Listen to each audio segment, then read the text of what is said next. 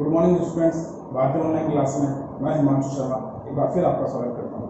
तो बच्चों, पिछली क्लास में अपन पढ़ रहे थे वर्गीकरण का आधार में हमने कंप्लीट कर लिया था। संगठन के स्तर पर हमने जीवों को 4 समूहों में बांटा था।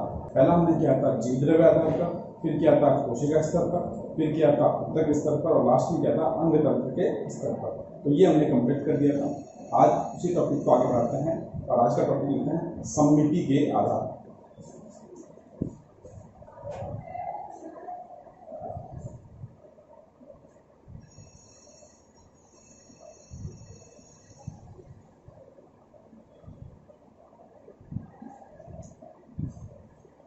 समिति के आधार पर तो पहले आपको मालूम होना चाहिए समिति किसे कहते हैं।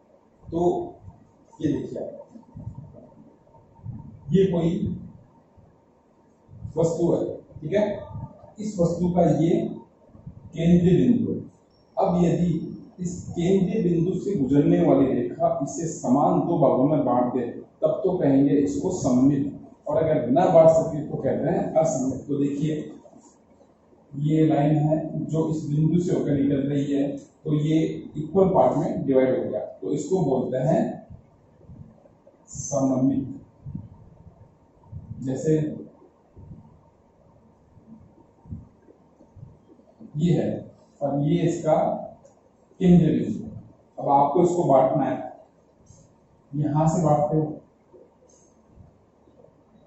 क्या ये समान 2 भागों में है? ऐसे बांटो क्या? अब ये और ये दोनों, क्योंकि इस वाले पार्ट में ये शेप आ इधर नहीं आ, तो ये समान पार्ट में नहीं हुआ। तो मतलब जब केंद्रीय बिंदु से गुजरने वाली रेखा किसी पदार्थ को, किसी जीव को, किसी संरचना को अगर समान 2 भागों में न बांट सके तो इसको बोलते हैं असममित।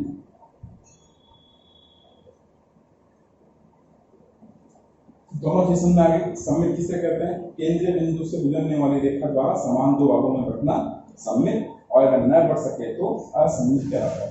तो इस आधार पर जीवों के 2 समूह बनाए गए, एक सममित जीव और एक असममित, ठीक है। अब बात करते हैं अपन असममित जीवों, ठीक है। असममित जीव, अब असममित जीव कौन से होते हैं? जिनको केंद्रीय बिंदु से गुजरने वाली रेखा द्वारा समान 2 भागों में नहीं बांट सके वो कहलाते हैं असममित जीव। जैसे अमीबा। अब अमीबा का आकार कैसा होता है? अनियमित होता है, और अनियमित होने के कारण उसे समान 2 भागों में एक बिंदु से नहीं बांटा जा सकता। बात करने पर क्लियर है एकदम कि ऐसे जीव समान 2 भागों में एक रेखा द्वारा नहीं बांटे जा सकते जो केंद्रीय बिंदु से होकर गुजरते। अब बात करते हैं सममित जीव। सममित जीव, कुछ जीव ऐसे होते हैं जिनका आकार जो होता है वो चपटा होता है, या घंटे के समान होता है, या छाते के समान होता है। तो ऐसे जीवों का शरीर 2 भागों में बटा होता है, एक ऊपरी सतह, एक होती है नीचे सतह। ऊपरी सतह को बोलते हैं अपमुखी, क्योंकि इधरमुख होता है, और जिस सतह पर गुदा होती है तो उसको बोलते हैं अधोमुखी सतह कहा जाता है, ठीक है। तो ऐसे जीवों की विशेषता क्या होती है कि इनको किसी भी तल से काटा जाए तो उन्हें समान 2 भागों में बांटा जा सकता है। डायग्राम में देखिए,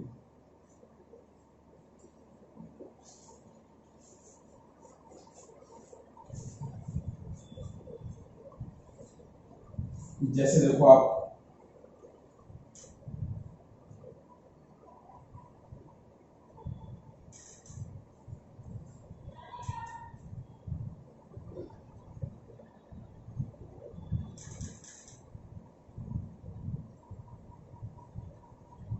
ये है स्टारफिश, ये इसका केंद्रीय अक्ष। तो आप इसको समान 2 भागों में, जैसे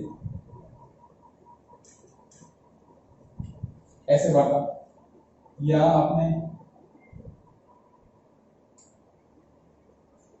इस तरह से बांट दिया, या आपने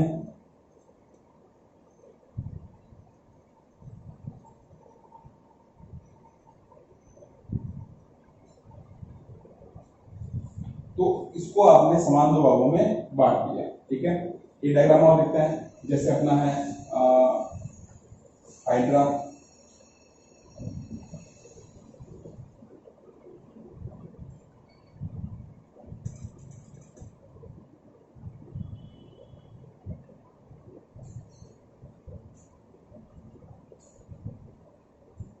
ये इनका केंद्रीय अक्ष है, ठीक है। अगर आप इसको कैसे काटते हो, ऐसे काटते हो तो भी इसके इक्वल दो पार्ट होंगे। अगर आप इसको ऐसे काटते हो तो भी इसके इक्वल दो पार्ट होंगे। तो सममित जीव में अगर किसी जीव को जिनका आकार चपटा है या घंटी के समान है या छाते के समान है, उन जीवों को किसी भी तल से काटने पर अगर समान दो भागों में बढ़ जाते हैं तो ऐसे जीवों के समूह को बोलते हैं अरीय सममित जीव। अरीय सममित। और इसका उदाहरण होता है, वो होता है सिलेंटेट्रा, जिसका उदाहरण अपन ने देखा हाइड्रा, इकाइनोडर्मेटा, जिसका डायग्राम अपन ने बनाया है स्टारफिश, तारा मछली। तो ये हो गए कौन सी समिति, अरीय समिति। बात समझ आ गई। इस समिति के जंतुओं को बोलते हैं रेडिएटा समूह भी कहते हैं। जो अरीय समिति के जीव हैं उन्हें कहते हैं रेडिएटा। रेडिएटा समूह के जीव भी कहा जाता है। इसके बाद बात करते हैं अरीय समिति के अलावा कुछ विकसित जीव, जैसे कशेरुकी है या आर्थ्रोपोडा है या एनालिडा। एनालिडा का उदाहरण होता है केंचुआ हो गया।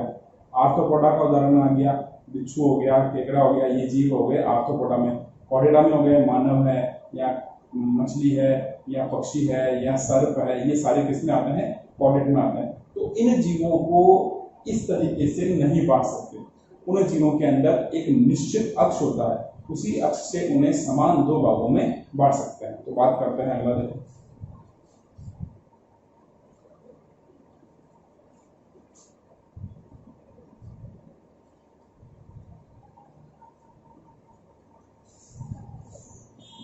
दूसरा होता है द्विपार्श्व सममिति। जैसे देखो ये मानव है, लगभग संरचना के अंदर ये चीजें पाई जाती है। अब आप इसको केंद्रीय अक्ष ये हो गया, तो इस अक्ष से गुजरने वाली रेखा से दो भागों में बांटना है तो कैसे काटेंगे। आप इसको ऐसे नहीं काट सकते, आप इसको ऐसे नहीं काट सकते। इसको केवल एक यही तरीका है, इसी आधार पर समान दो भागों में बांटा जा सकता है, ठीक है। जैसे आपको बता रहा हूं, एक ही जंतु है प्लेनेरिया।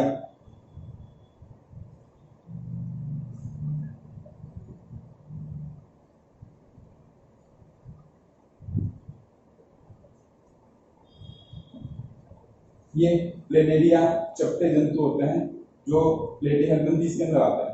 तो इन जीवों को अगर बांटना हो तो आप केंद्रीय इनका ये, अब आप इसको ऐसे काट कर समान दो में बांट नहीं सकते क्योंकि इधर का फेस अलग हो गया, इधर अलग हो गया। आप इसको ऐसे करके, तो इनको अगर एक बार बांटना है तो सिर्फ और सिर्फ ये एक तरीका है, इसी आधार से उनको बांटा जा सकता है। इस प्रकार के समिति को बोलते हैं द्विपार्श्व समिति, मतलब दोनों ओर के समान भाग। जैसे यहाँ कांच लगा देते हैं, आप कांच के सामने खड़े हो गए, जैसे ये बोर्ड की जगह कांच लगा हुआ है और मैं ऐसे खड़ा हूं, तो यहाँ जो प्रतिबिंब मेरा दिखाई देगा वो एकदम मेरा उल्टा दिखाई देगा। तो ये हो गई वो लाइन जिसके द्वारा इस पार्ट और इस पार्ट को इक्वल टू पार्ट में डिवाइड किया। तो जैसा इधर दिख रहा है वैसा वैसा इधर दिखेगा। अगर मैं इधर ये वाला हाथ ऊपर करूंगा तो कांच में इधर वाला हाथ, सामने वाला हाथ ही ऊपर होगा। तो इस प्रकार की समिति होती है, उसे बोलते हैं बाइलेटरल या द्विपार्श्व समिति कहा जाता है। जो उसका उदाहरण होता है बताया मैंने आपको भी, मैं आर्थ्रोपोडा। आर्थ्रोपोडा का जंतु हो गया कौन सा, केकड़ा, बिच्छू, ये आर्थ्रोपोडा जंतु हो गए। फिर बात करते हैं एग्जाम्पल में एनालिडा,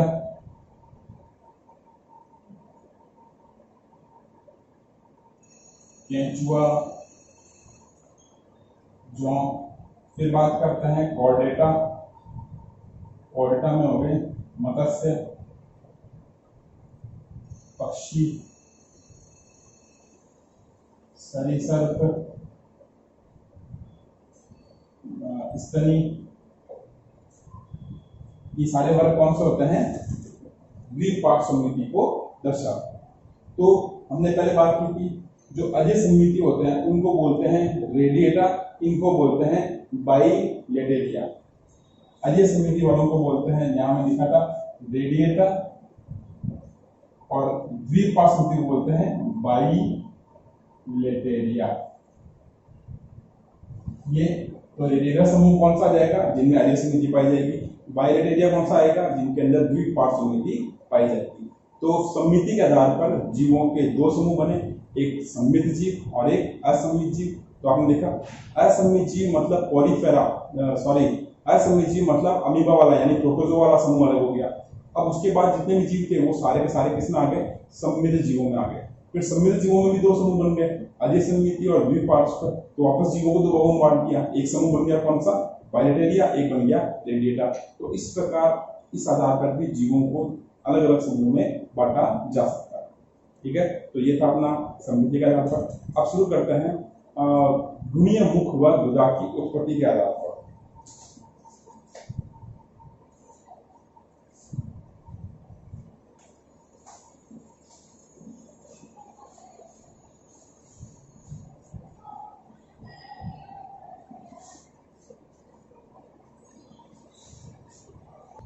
तो जो नेक्स्ट वर्गीकरण का जो आधार रखा गया है वो है ध्वनि मुख व गुदा की उत्पत्ति के आधार पर। ध्वनि मुख व गुदा की उत्पत्ति के आधार पर।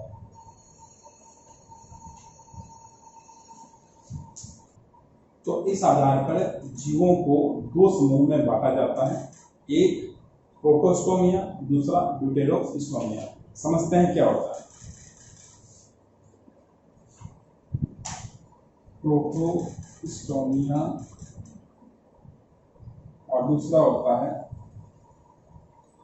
ड्यूटेरोस्टोमिया।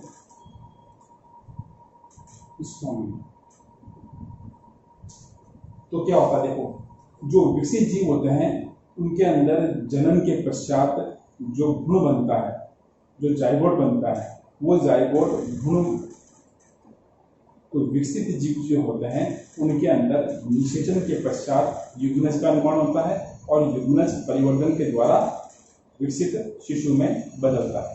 ये निषेचन से लेकर शिशु के जन्म के पहले की अवस्थाएं होती है जिनको बोलते हैं भ्रूणोद्भव कहते हैं। तो उन अवस्थाओं के बीच में जब कोरक रंध्र का निर्माण होता है, कोरक रंध्र जो कोरक के अंदर बनता है, कोरक बोलते हैं जो भ्रूण जाइगोट का परिवर्तन होता है, तो उसमें ठोस संरचना बनती है जो बहुकोशिकीय होती है, उसको बोलते हैं कोरक। तो उसके अंदर कोरक रंध्र बनता है। अब ये कोरक रंध्र का भविष्य दो चीजों पर निर्भर करता है। तो ये कोरक रंध्र है, तो ये कोरक में बना हुआ कोरक रंध्र ये भविष्य के अंदर या तो मुख में बदलेगा या गुदा में बदलता है। तो देखो कोरक ये बनता है किसके द्वारा? युग्मनज में परिवर्तन के द्वारा। कोरक, और कोरक के अंदर क्या होता है? फिर कोरक रंध्र बनता है। अब ये रंध्र या तो मुख में और या गुदा में, दोनों में से एक में बनना। अगर किसी जीव के अंदर यह कोरक रंध्र किसमें बदलता है? मुख में। कोरक रंध्र बराबर मुख, पहले क्या बन गया? मुख बन गया। और अगर यहां क्या होता है? कोरक रंध्र बनता है गुदा। ठीक है, यहाँ तो कोरक रंध्र किसमें बदलेगा? मुख में। कोरक रंध्र किसमें बदलेगा? मुख में। और यहाँ कोरक रंध्र बनेगा गुदा में। जिन जीवों के अंदर कोरक रंध्र मुख में बदलता है उन जीवों को बोलते हैं प्रोटोस्टोमिया। और जिन जीवों के अंदर कोरक रंध्र मुख से पहले क्या बनाता है? गुदा बनाता है, उनको बोलते हैं ड्यूटेरोस्टोमिया। बात समझ में आ गई? तो कोरक रंध्र का भविष्य क्या होगा? मुख या गुदा। इस आधार पर उनको दो समूह बांटे गए, उनको बोलते हैं प्रोटोस्टोमिया और अगर गुदा बनता है तो ड्यूटेरोस्टोमिया। तो प्रोटोस्टोमिया के उदाहरण हैं वो है प्लेटीहेल्मिन्थीस, एस्केहेल्मिन्थीस, एनेलिडा, मोलस्का।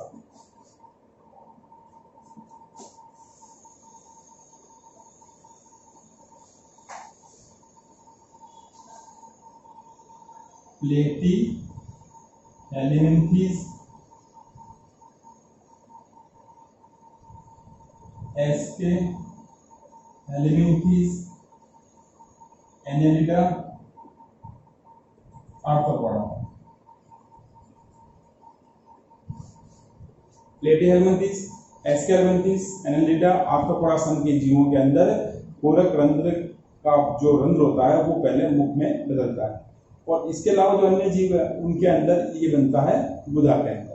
तो देखो कौन कौन से हैं उसके अंदर, तो इकाइनोडर्मेटा, उसके बाद में आता है हेमिकॉर्डेटा, फिर आता है कॉर्डेटा, ये इसके सदस्य हैं। इकाइनोडर्मेटा, हेमिकॉर्डेटा और कॉर्डेटा, ये क्या है, ड्यूटेरोस्टोमिया के सदस्य हैं। अब प्लेटीहेल्मिन्थीस का उदाहरण प्लेनेरिया, खिताकर्मी कह सकते हो, फिर आप कह सकते हो यकृतकर्मी कह सकते हो, ये सारे प्लेटीहेल्मिन्थीस के उदाहरण है। चपटे कर्मी, एस्केरिस इसको बोलते हैं गोलकर्मी, एस्केरिस है वो इसका उदाहरण है, एस्केरिस। फिर बात करते हैं एनेलिडा की, एनेलिडा का उदाहरण होता है, पहले बात ये केंचुआ है, जोंक है, ये इसके उदाहरण है। फिर बात करते हैं आर्थ्रोपोडा, कीटों का समूह होता है आर्थ्रोपोडा, जैसे कीटोवर, ठीक है। इकाइनोडर्मेटा जो अपन ने बात की थी, तारा मछली, स्टार फिश। हेमिकॉर्डेटा का उदाहरण एक ही है, वो है बैलेनोग्लोसस, और कॉर्डेटा का है जैसे मानव मानव, ठीक है। तो ये सारे समूहों का विवरण अपन आगे करेंगे, इन सभी जीवों का डायग्राम बनाएंगे, इनके लक्षण देखेंगे, उस समय वापस अपन इनकी बात करने वाले हैं। तो सिंपल चीज है, मुख और गुदा, पहले अगर मुख बनता है तब तो प्रोटोस्टोमिया, पहले गुदा बनती है तो ड्यूटेरोस्टोमिया। तो इस आधार पर भी जीव कितने प्रकार के हो गए, 2 प्रकार। तो ये भी एक बढ़िया इनका आधार रखा गया कि जीवों को, सारे जीवों को या तो प्रोटोस्टोमिया, कुछ जो प्रोटोस्टोमिया कैटेगरी से बिलोंग कर रहे हैं वो प्रोटोस्टोमिया, और जो ड्यूटेरोस्टोमिया में है उनको ड्यूटेरोस्टोमिया वर्ग में सम्मिलित किया गया है, ठीक है। तो ये था अपना मुख और गुदा की उत्पत्ति के आधार पर जीवों का वर्गीकरण। अब बात करते हैं नेक्स्ट, वो है देह गुहा के आधार पर।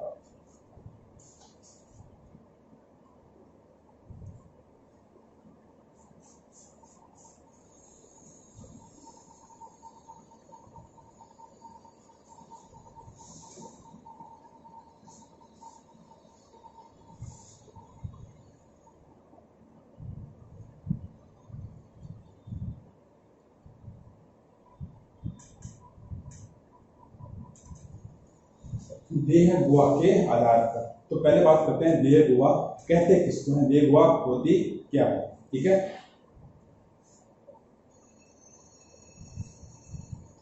तो देखते हैं, ये मैं किसी जीव का अनुप्रस्थ काट दिखा रहा हूं आपको, किसी जीव का मैंने अनुप्रस्थ काट, अनुप्रस्थ किसे कहता है, जैसे मैंने अपने ये मार्कर है, ठीक है। अगर मैं इसको ऐसे काट रहा हूं तो इसको बोलते हैं अनुप्रस्थ काट, टीएस ट्रांसवर्स सेक्शन, समझ आ गई। तो जैसे किसी भी जीव को इस प्रकार से काटा तो काटने पर आपको ऐसे दिखाई देगा, ठीक है। तो वो डायग्राम मैंने आपको बनाया। तो ये जो देख रहे हो ये वाला पार्ट, ये है आहार नाल, ये आहार नाल का रंध्र है, नलिका दिख रही है आपको। ये इसका आ गया कौन सा, बाह्य इसका, ठीक है, यानी एक्टोडर्म।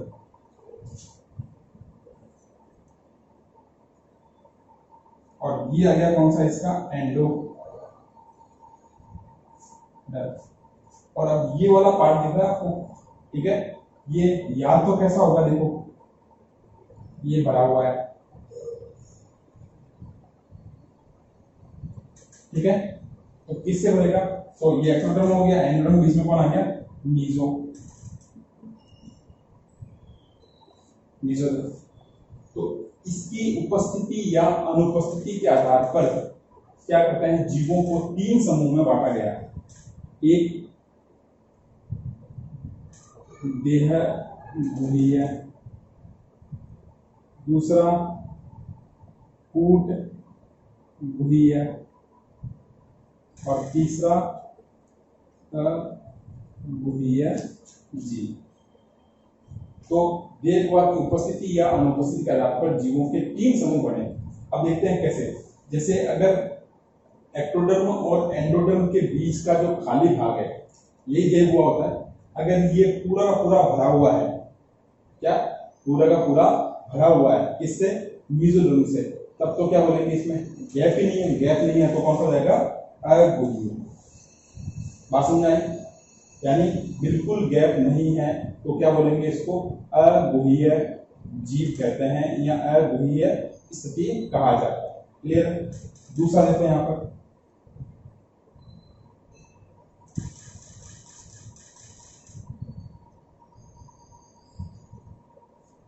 ये बाहर वाला एक्टोडर्म आ गया, ये एंडोडर्म आ गया, बीच में खाली जगह दिख रहा है और खाली जगह में आपको क्या दिख रहा है, कुछ ब्लैक कलर के पार्ट से दिख रहे हैं। मतलब ऐसा कह सकते हैं पूरा खाली नहीं है, या ऐसा कह सकते हैं पूरा भरा हुआ नहीं है। तो मतलब आधी स्थिति आ गई। आधी स्थिति को बोलते हैं कूटगुहीय। ठीक है, क्या बोलते हैं इसको, कूटगुहीय। तो ये मीजोडर्म के पार्ट हो गए, ये मध्य स्तर के पार्ट हो गए मीजोडर्म में। क्लियर है? तो ये गुफा के अंदर दिखाई दे रहे हैं, इसका मतलब कैसा हो गया, ये आभासी हो गया, कूटगुहीय। हो भी सकता है दिख भी रहा है और नहीं भी दिख रहा। कुछ कहते हैं कि भाई ये तो भरा हुआ है, भाई ये 4 से दिखने तो भरा हुआ है, कुछ कहते हैं खाली है। तो ऐसी स्थिति में क्या बोलते हैं इसको, कूटगुहीय। और तीसरा होता है देहगुहीय। ये देखो, ये पूरी तरह से कैसा है, ब्लैंक है। तो ब्लैंक है तो कैसा हो गया, पूरी तरह से स्पष्ट दिख रहा है, इसको बोलते हैं देहगुहीय। तो जीव कितने प्रकार के होते हैं, 3 प्रकार के। इसको बोलते हैं देहगुहीय प्राणी, कूटगुहीय प्राणी, और उसको बोलते हैं अगुहीय प्राणी। तो देखो, जो कूटगुहीय प्राणी होते हैं, अगुहीय, तो जो अगुहीय प्राणी है उनका उदाहरण होता है सिलेंट्रेटा और प्लेटीहेल्मिंथेस। इसका उदाहरण कौन आ गया, सिलेंट्रेटा व प्लेटीहेल्मिंथेस। इन जीवों को जब सेक्शन कटिंग करोगे तो आपको इस प्रकार की संरचना दिखाई देती है, यानी इनमें गुहा नहीं पाएगा। दूसरा बात करते हैं कौन सा, कूटगुहीय। तो कूटगुहीय प्राणी सदस्य होते हैं एस्के हेल्मिंथेस। सदस्य होते हैं एस्के हेल्मिंथेस, एस्के रीसेस का सदस्य है एस्के हेल्मिंथेस। ठीक है। और तीसरे की बात करें तो तीसरा कौन सा आ गया, जिसके अंदर स्पेस खाली पड़ा है, यानी गुहीय प्राणी। इनका सदस्य होते हैं एनालिडा होता है, ऑर्थोपोडा होता है, मोलस्क, इकाइनोडर्मेटा, हेमिकॉर्डेटा और कॉर्डेट्स के सदस्य होते हैं वो यूजुलेमेटा। तो इकाइनोडर्मेटा,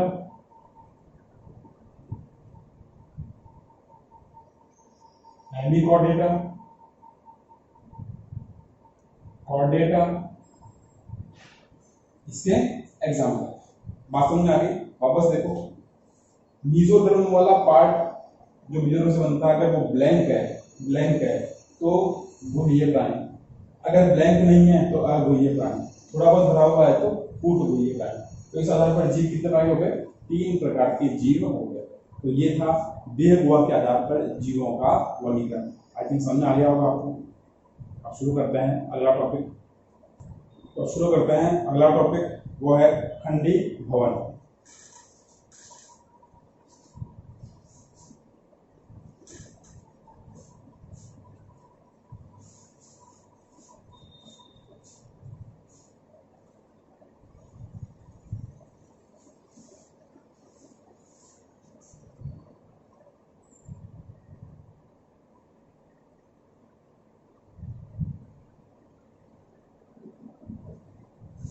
खंडी भवन मतलब सेगमेंटेशन, मतलब जीवों का शरीर जो होता है वो छोटे छोटे खंडों से मिलकर बना होता है। अगर खंडों से मिलकर बना हुआ है तो उसे बोलता है खंडीय भवन, और अगर नहीं बना होता तो उसे बोलता है अखंडीय भवन कहा जाता है। तो कितने प्रकार के हो गए इसमें भी जीव? 2 प्रकार के हो गए। या तो खंड युक्त होंगे, देखो जैसे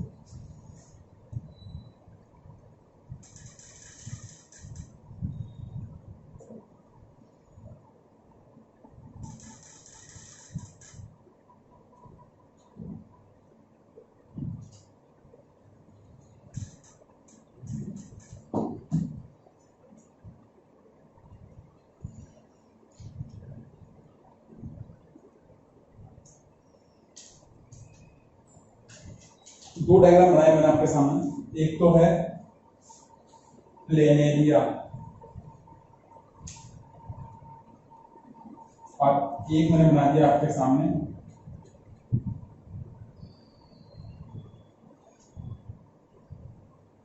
कोई भी एनालिडा संघ का सदस्य है, एनालिडा। अब आपको देखकर मालूम पड़ रहा है कि इसका शरीर पूरा का पूरा एक भाग दिख रहा है और इसके छोटे छोटे भागों से मिलकर बना हुआ है। तो ऐसे जीवों को बोलते हैं अखंडीय जीव, इनको बोलते हैं खंडीय जीव। तो अपन यहाँ बात कर रहे हैं, ठीक है। तो खंडीय जीवों के ऊपर अपना टॉपिक है। तो जीवों का शरीर छोटे छोटे खंडों से मिलकर बना होता है, इस आधार पर जीवों को खंडीय भवन कहते हैं।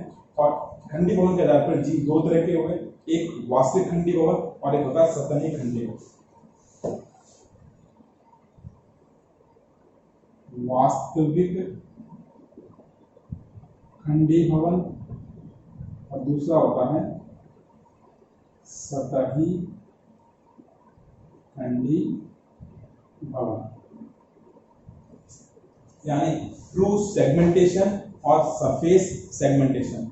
जो ट्रू सेगमेंटेशन होता है इसमें जीव का शरीर के जो खंड बने होते हैं वो बाहर और भीतर, शरीर के अंदर और बाहर दोनों तरफ से एकदम स्पष्ट रूप से दिखाई देते हैं। एग्जाम्पल जैसे एनालिडा,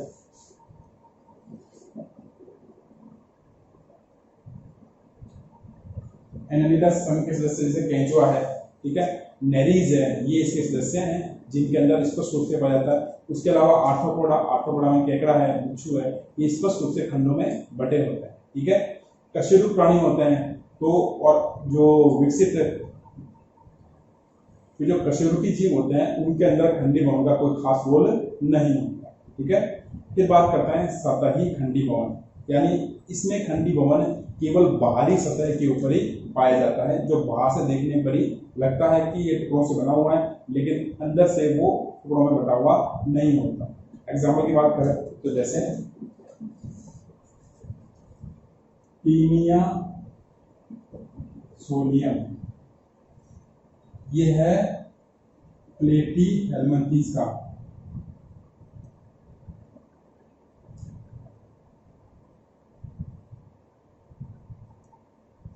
प्लेटी हेलमिंथेस का। टीनिया सोलियम कैसा होता है देखो,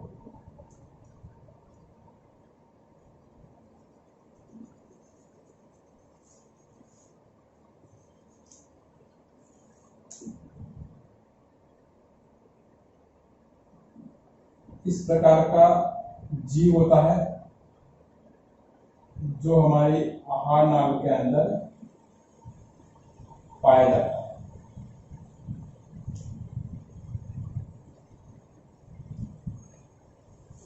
ये इसका बहुत छोटा होता है, इसका आलकुन के सिर के समान, मैंने बड़ा करके दिखाया आपको, ठीक है। और ऐसे खंड से दिखते हैं इसके अंदर। तो ये खंड केवल बाहरी तौर पर लगता है, ये जैसे इंच टेप होती है, इंच टेप का हमने लाइनें देखी है, फीते के अंदर लाइनें देखी, वो लाइनें दिखने पर लगता है कि वो अलग अलग पार्ट है, लेकिन वो लाइनें ऊपर से केवल कलर किया हुआ होता है फीते के ऊपर। तो वैसे ही इसके अंदर देखिए सतही तौर पर क्या होता है, इसमें खंड दिखाई देता है, वास्तविक खंडीय भवन नहीं पाया जाता। तो इस आधार पर भी जीव कितने के हो गए, 2 तरह के, या तो खंडीय भवन युक्त होंगे या खंडीय भवन नहीं पाया जाएगा। और अगर ऐसे होंगे तो इसको भी 2 तरह का, या तो वास्तविक और या फिर केवल सतह के ऊपर पाया जाता है। तो ये था अपना खंडीय भवन का टॉपिक। अब शुरू करते हैं अगला टॉपिक, वो है जनन स्तर के आधार पर। देखते हैं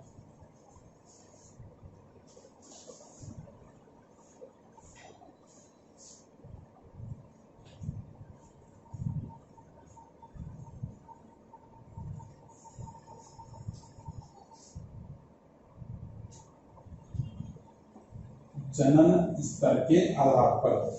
तो देखो बच्चों, जीवों के अंदर जब निषेचन की क्रिया होती है तो उससे युग्मनज का निर्माण होता है, और युग्मनज का निर्माण होने के बाद उसका परिवर्तन होता है, जिसको बोलते हैं भ्रूणोद्भव। निषेचन के बाद युग्मनज, और युग्मनज से शिशु, जो ये गर्भस्थ है, मतलब गर्भ के अंदर ही शिशु बना है, ठीक है, तो गर्भ के अंदर युग्मनज बनता है, वहीं पर शिशु बनता है। तो यहां से यहां तक की प्रक्रियाओं को बोलते हैं भ्रूणोद्भव, मतलब भ्रूण के विकास की प्रक्रिया। क्लियर होगी बात ये? अब यहाँ की जो अवस्थाएं होती है, उन अवस्थाओं में से एक अवस्था का नाम है गैस्ट्रुला भवन। मतलब जब युग्मनज से बना हुआ जो भ्रूण होता है वह गर्भाशय की दीवार पर जाकर चिपकता है, जिसे बोलते हैं रोपण, तब उस अवस्था में बदलाव होते हैं और उसके बाद ये अवस्था आती है, और गैस्ट्रुला भवन के दौरान क्या बनता है, गैस्ट्रुला का निर्माण होता है, गैस्ट्रुला का निर्माण होता है। अब ये गैस्ट्रुला के अंदर क्या होता है वो देखो, इसमें जनन स्तर बनते हैं, जनन स्तर बनते हैं। तो देखो डायग्राम में देखो,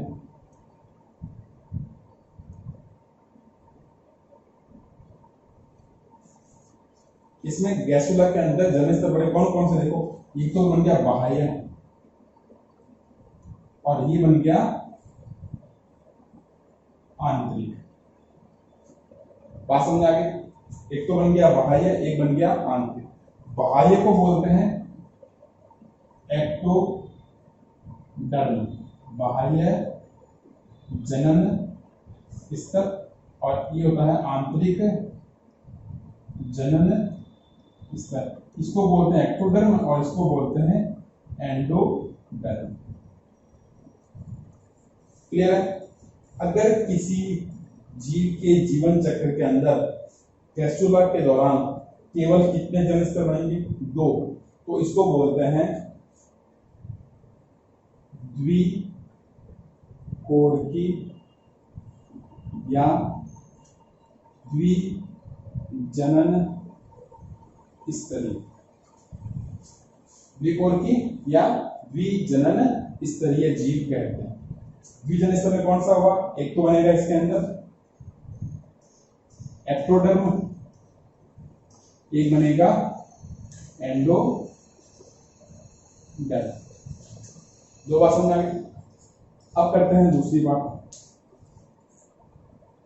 कुछ जीवों के अंदर ये एक्टोडर्म इसके उत्तक और एंडोडर्म इसके उत्तक, ये आपस में साझा करके एक और, यानी कुछ उत्तक इसने दे दिए और कुछ उत्तक इसने दे दिए, तो एक स्तर का निर्माण और हो जाता है।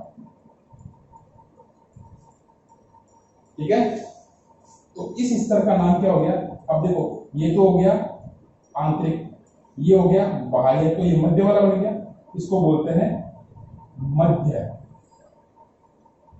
जनन स्तर, मीजोडर्म,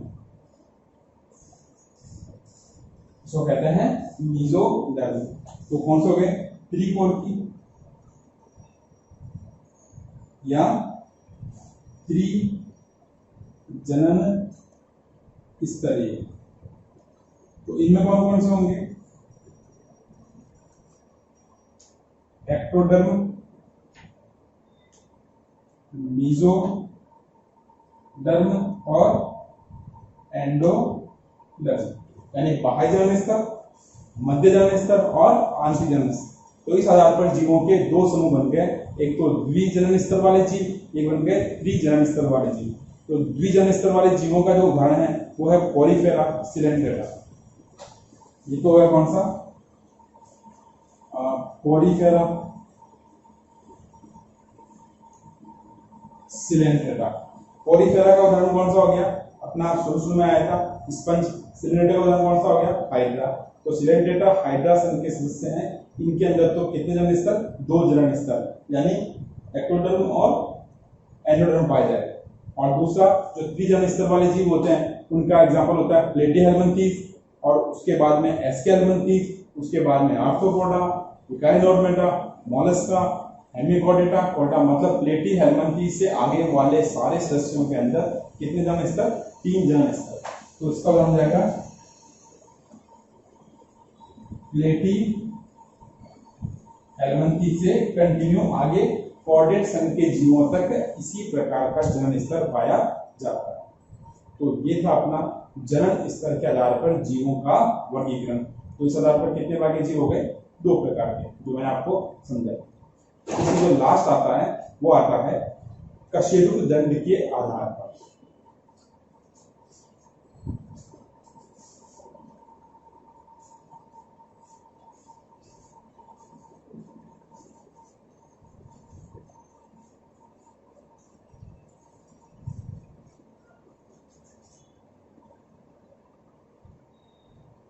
कशेरुक दंड के आधार।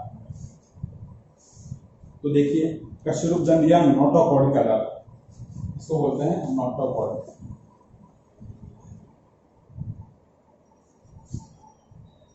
तो देखिए कुछ जीवों में नोटोकॉर्ड पाई जाती है और कुछ जीवों में नोटोकॉर्ड नहीं पाई जाती। तो पहले समझते हैं नोटोकॉर्ड क्या होता है।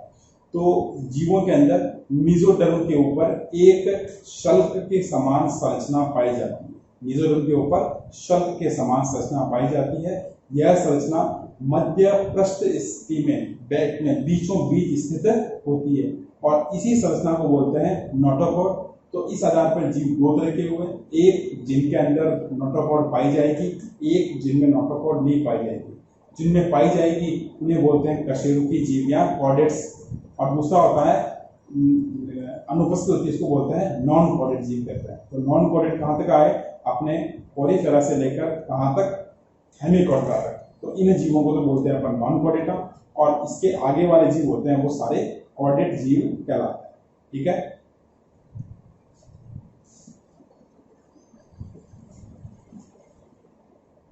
Non Chordata, Chordata. Non Chordata में जो नोटोकॉर्ड होती है, नोटोकॉर्ड अनुपस्थित, और कॉर्डेट में नोटोकॉर्ड उपस्थित। इस आधार पर जीवों के 2 समूह बनाए। और अब अपन इसके आगे जो पढ़ेंगे वो यही अपना बेस है कि नॉन कॉर्डेट और कॉर्डेट। नॉन कॉर्डेट हो गए, ये रहे नॉन कॉर्डेट हो गए, और कॉर्डेट। अब अपना जो टॉपिक रहेगा वो रहेगा नॉन कॉर्डेट या अकशेरुकी जीवों का वर्गीकरण। अपने पढ़ेंगे तो कॉर्डेट जीवों का वर्गीकरण। तो ये था अपना आज का टॉपिक। तो इस टॉपिक में हमने सबसे पहले बात की सममिति की, उसके बाद हमने बात की दीर्घवा की, उसके बाद हमने खंडीभवन की बात की, फिर हमने जनन स्तर की बात की, फिर हमने नोटोकॉर्ड की बात की। तो ये था अपना आज का जो जंतुओं के वर्गीकरण का आधार था, वो पूरा हो गया। आपको इसके नोट्स पीडीएफ में अवेलेबल हो जाएंगे। उसके बाद आपको इन नोट्स को अपनी फेसबुक में मेंशन करना है। वीडियो आप देख रहे हो, कोई जो डाउट हो वो आप डाउट सेक्शन में डाल सकते हैं। ठीक है, तो आप कंटिन्यू अपने पढ़ाई के साथ जुड़ें, क्योंकि आपका 10th का रिजल्ट क्लियर हो चुका है। अब आप आगे की पढ़ाई पर ध्यान दें, क्योंकि अब जो टाइम निकल रहा है आपका, ये आपको आपके सब्जेक्ट से दूर कर रहा है। तो इसीलिए आप टाइम टू टाइम पहले अपनी स्टडी को वेटेज दें। जब तक स्कूलें ऑनलाइन चल रही है तब तक आप इस तरीके से इसको पढ़ते रहें, और किसी भी तरह की कोई समस्या हो तो आप डिस्कस कर सकते हैं। ठीक है, अगली बार मिलते हैं वापस इसी के टॉपिक के आगे कंटिन्यू पार्ट 2 में। तब तक आप अपना काम कंप्लीट कीजिए, सेफ रहिए, सुरक्षित रहिए।